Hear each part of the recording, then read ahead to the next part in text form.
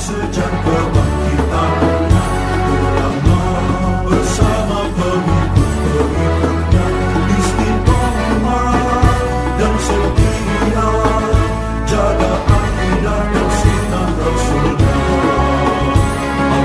Alhamdulillah segala puji baginya ulama bersama pengikut-pengikutnya istiqomah dan setia menjaga agama nusa dan bangsa. Mari kuatkan niat kita, kita bulatkan tekad kita, terus lanjutkan amal kita, mengembangkan hikmah kita. Bismillahirrahmanirrahim. Qala al-musannif rahimahullah wa nafa'ana bihi wa bi ulumihi wa bi barakatihi fid dharain amin. Walamma rawa Anas bin Malikin qaulahu sallallahu alaihi wasallam la an aquda ma'a qaumin yadhkurunallaha ta'ala min ghadwatin ila tulu'i syamsi ahabbu ilayya min an a'tiqa arba'a riqabin qala. Ketika sahabat Anas bin Malik meriwayatkan sabda Rasulullah la an aquda ma'a qaumin, yaitu sabda Rasulullah berikut ini: aku duduk beserta kaum yang mengingat Allah, aku duduk bersama orang-orang yang berzikir mengingat Allah, min ghadwatin ila tulu'il syamsi, dari sore hingga terbitnya matahari, dari malam hingga terbitnya matahari. Aku duduk dengan kaum itu, ahabbu ilayya, lebih aku sukai, min an a'tiqa arba'a riqabin, ketimbang memerdekakan 4 budak. Ketika sahabat Anas meriwayatkan hadis ini, bahwasannya duduk bersama kaum yang faqih sesungguhnya, kaum yang mengenal Allah sesungguhnya, paham Allah sesungguhnya, itu lebih disukai oleh Nabi. Qala, maka berkata sahabat Anas, faltafattu ila Zaidin al-Riqashi, maka aku berpaling kepada Zaid, maksudnya menuju kepada Zaid al-Riqashi, wa Ziyadin an-Namiri, dan kepada Ziyad an-Namiri. Wa qala, dan berkata Anas, sahabat Anas, lam takun majalisud dzikri mithla majalisikum, tidak ada majlis-majlis dzikir seperti majlis kalian. Hadhihi, ya ini, yaqussu ahadukum wa'dahu ala ashabihi, salah satu kalian mengkisahkan nasihat-nasihatnya atas teman-temannya, kepada teman-temannya. Wa yasridul haditsa sardan, dan sebagian atau salah satu kalian merangkai hadis sardan dengan sungguh-sungguh merangkainya. Innama kunna naq'udu fanadhkurul iman, innama kunna, kami sungguh hanyalah kami, naq'udu fanadhkurul iman, kami duduk kemudian kami menyebutkan tentang keimanan, wa natadabbarul Qur'an, dan kami merenung makna Al-Qur'an, wa natafaqqahu fid dini, dan kami memahami agama, wa na'uddu ni'amallahi alaina tafaqquhan, dan kami menghitung-hitung nikmat Allah kepada kami, tafaquhan, dengan sesungguhnya tafaquh, dengan sesungguhnya pemahaman. Fasummiya tadabburul Qur'an tafaquhan, fasummiya, maka dinamakan apa tadabburul Qur'an, merenungkan makna Al-Qur'an, wa addun ni'ami, dan menghitung nikmat-nikmat, dinamakan tafaquhan, sebagai tafaquh. Ini sahabat Anas bin Malik, penggunaan kata fikih pertama kali.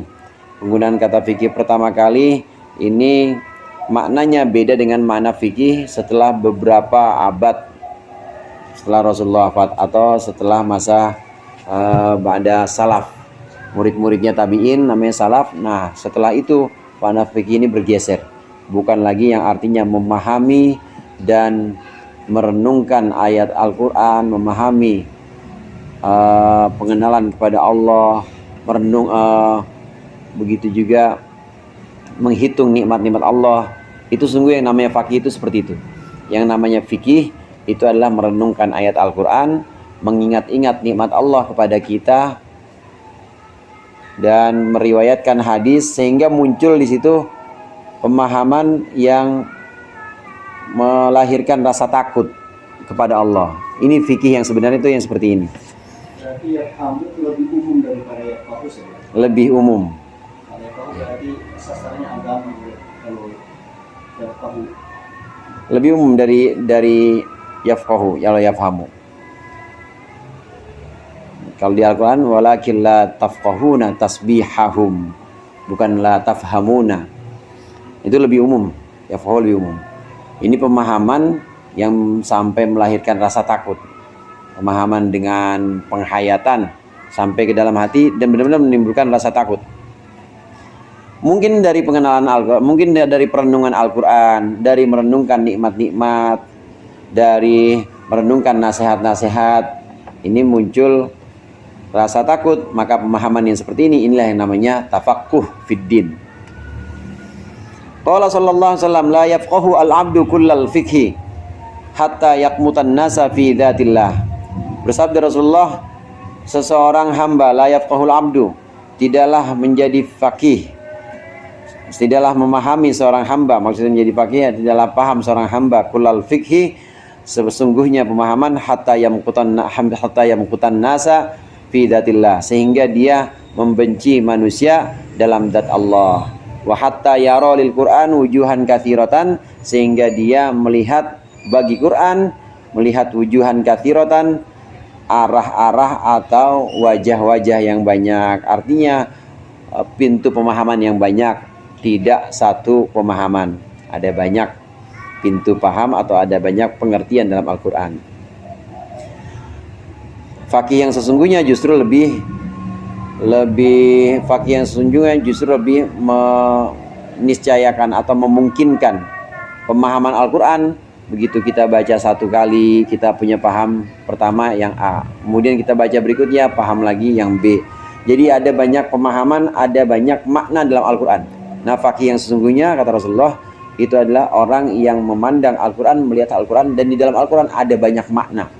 Di dalam Al-Quran ada banyak pengertian yang bahkan tidak terbatas.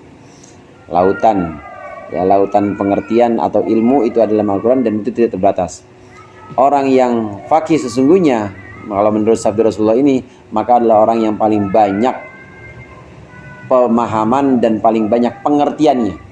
Jadi nggak saklek, nggak kemudian apa selain saklek itu, ya, kaku, banyak yang dia paham. Iya, kolot. Wa ruya aidan mauqufan an Abi Darda radhiyallahu anhu ma qawlihi thumma yaqbalu ala nafsihi fayakunu laha ashadda muqtan. Thumma yaqbalu atau thumma yuqbilu ala nafsihi, kemudian abad ini dilanjutkan hadis Rasulullah ini. Ada yang meriwayatkan dari Abu Darda, ada yang meriwayatkan lanjutannya thumma yuqbilu ala nafsihi, kemudian si hamba tadi menghadap kepada dirinya sendiri, fayakunu laha asyadda muqtan, maka jadilah hamba tersebut terhadap dirinya asyadda muqtan, itu lebih keras marahnya, lebih keras bencinya.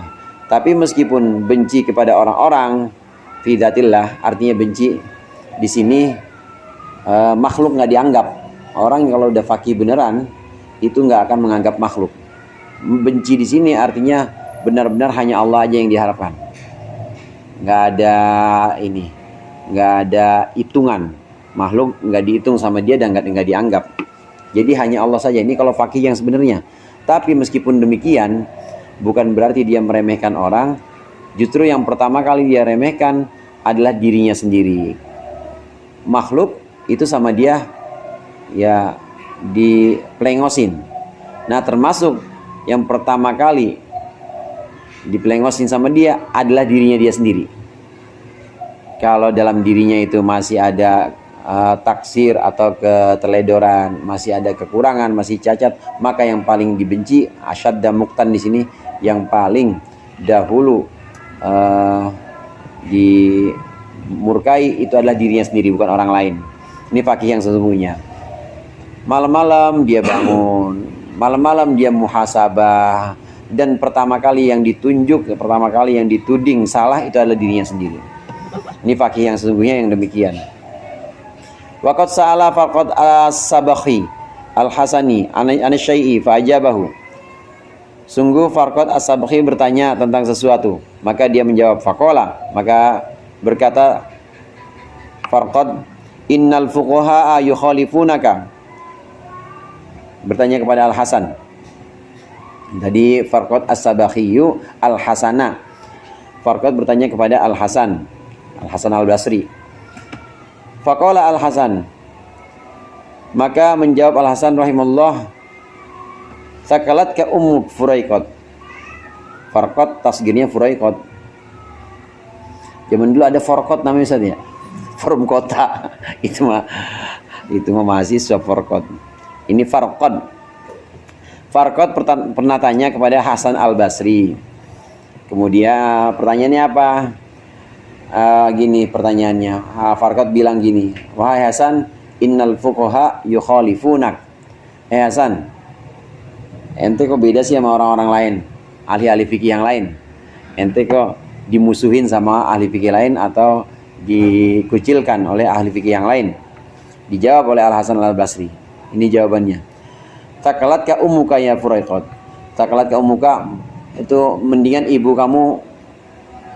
Sakalat itu mati. Sakalat itu mati ditinggal anak. Sakalat ka ummuka ya Furaiqat. Maksudnya mendingan bagusan ente dulu mati dah, ibu ente gak usah ngelahirin ente. Gitu maksudnya. Sakalat ka ummuka Furaiqat. Wa hal ra'aitu faqihan bi ainik. Wahai ra'aita faqihan bi ainik. Apakah engkau melihat seorang ahli fikih atau seorang yang paham bi ainika dengan matamu sendiri? Emang menurut engkau faqih itu sesuai dengan kehendakmu? Yang dimaksud dengan faqih itu sesuai dengan maumu. Nih yang namanya faqih nih. Innamal faqihu, kata Al-Hasan, sesungguhnya al-faqih itu az-zahidu fid dunya, adalah orang yang benci terhadap dunia. Ar-raghibu fil akhirah, yang demen kepada akhirat. Al-basiru bidinihi, yang bisa melihat agamanya. Al-mudawimu ala ibadati rabbih, yang mudawamah atau istiqomah ibadah kepada Tuhannya.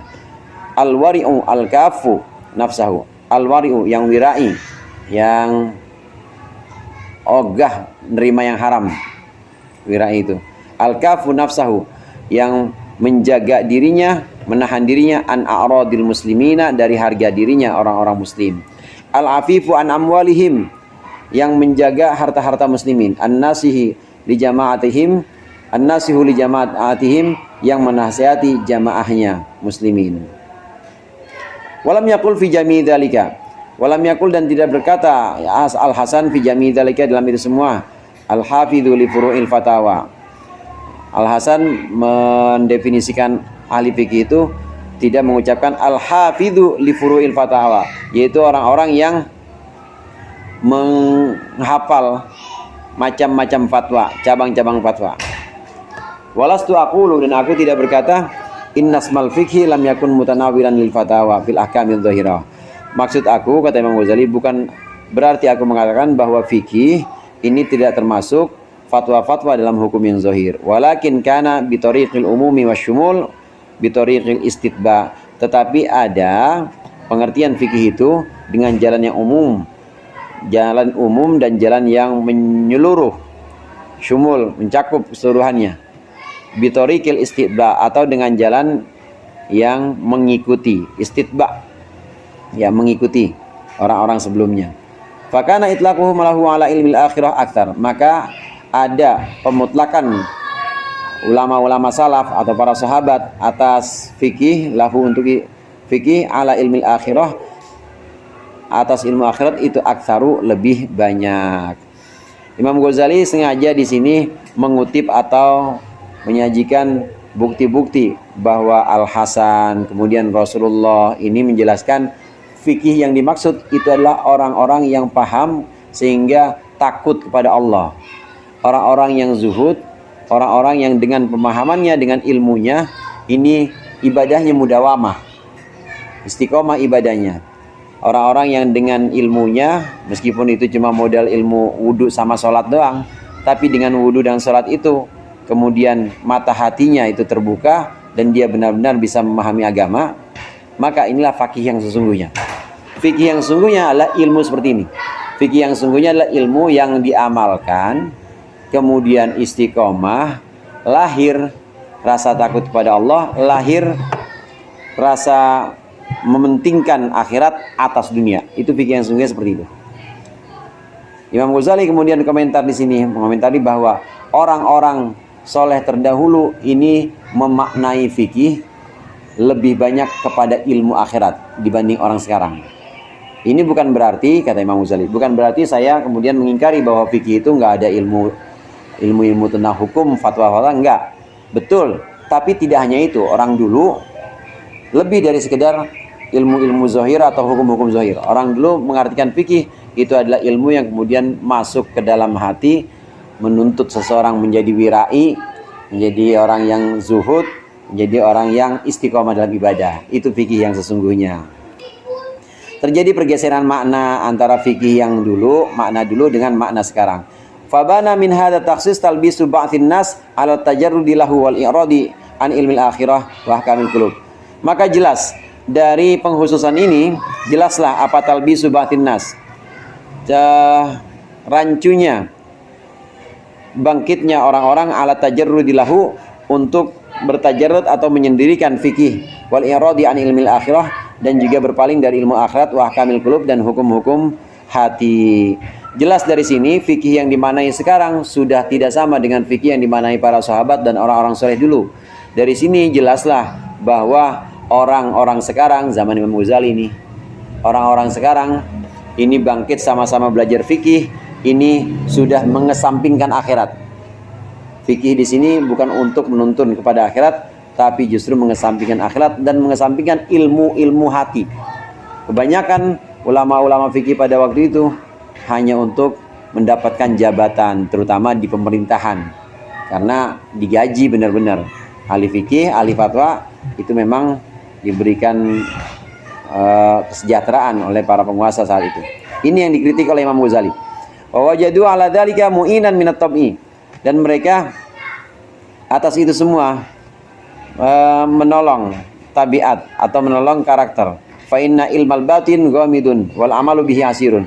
Karena sungguhnya ilmu batin, ya ilmu tentang hati, ilmu tentang akhirat itu ghamidun samar, wal amalu bihi asirun, dan mengamalkan ilmu batin itu asirun sulit. Wa tawassulu bihi ila talabil wilayah wal qada'i wal jah wal mah muta'addin. Dan bertawasul atau bertawasul di sini maksudnya sampai berupaya sampai dengan ilmu batin, ilmu fikih yang batin untuk mencari wilayah, mencari kekuasaan, wal qada wal jah, dan juga mencari pangkat hakim atau pangkat lain, wal mal, dan mencari harta, itu muta'adzirun, sebuah kesalahan. Fa wajada syaitanu majalan li tahsini dalika. Maka menemukanlah siapa setan menemukan majalan, satu celah atau bidang li tahsini dalika, untuk memperbagus fikih ini fil qulubi, dalam hati, biwasitati takhsis ismil fikhi, dengan perantara mengkhususkan makna fikih alladzi huwa ismu mahmudin fi syar'i, yang sebenarnya dia adalah dia adalah nama yang terpuji dalam syara. Aslinya fikih itu memang ilmu mahmud, ilmu yang terpuji, karena dengan ilmu itu maka dia bisa mengatur masyarakat, minimal mengatur diri sendiri, bisa sholat, bisa puasa, kan dengan fikih jadi terpuji. Minimal kehidupan individu atau orang yang belajar fikih itu dia teratur.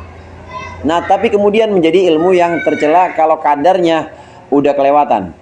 Bukan hanya untuk pengamalan, tapi untuk mencari jabatan, untuk mencari pengikut, atau untuk mencari kekuasaan. Ini yang dikritik oleh Imam Ghazali. Bukan fikih yang ini yang dimau. Bukan fikih yang seperti ini yang seharusnya, tapi fikih seperti makna dulu. Makna dulu ya paham tentang fatwa-fatwa zahir, tapi juga mengamalkan ilmu hatinya. Itu fikih yang sesungguhnya. Sehingga dengan belajar ilmu sholat, lalu mengamalkan sholatnya, belajar ilmu wudhu, mengamalkan wudhunya, maka muncul keterangan hati, terangnya hati, dan juga muncul rasa takut pada Allah.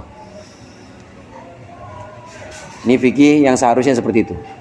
Tapi saat itu udah terlanjur, udah banyak orang yang menganggap fikih ya ilmu fatwa aja, udah fikih. Yang urusan hati mah ntar, urusan hati mah bukan urusan fikih. Udah terlanjur seperti itu, masuklah setan.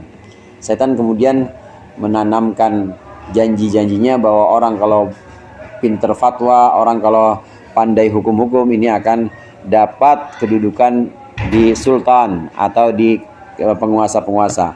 Ini yang kemudian menjadi celah setan untuk membisiki hati-hati orang yang belajar fikih ini. Ini pergeseran makna fikih dari makna awal kepada makna yang sekarang yang lebih sempit. Al-lafdzu tsani al-ilmu. Al-lafdzu tsani wallahu a'lam bishawab. Al-Fatihah.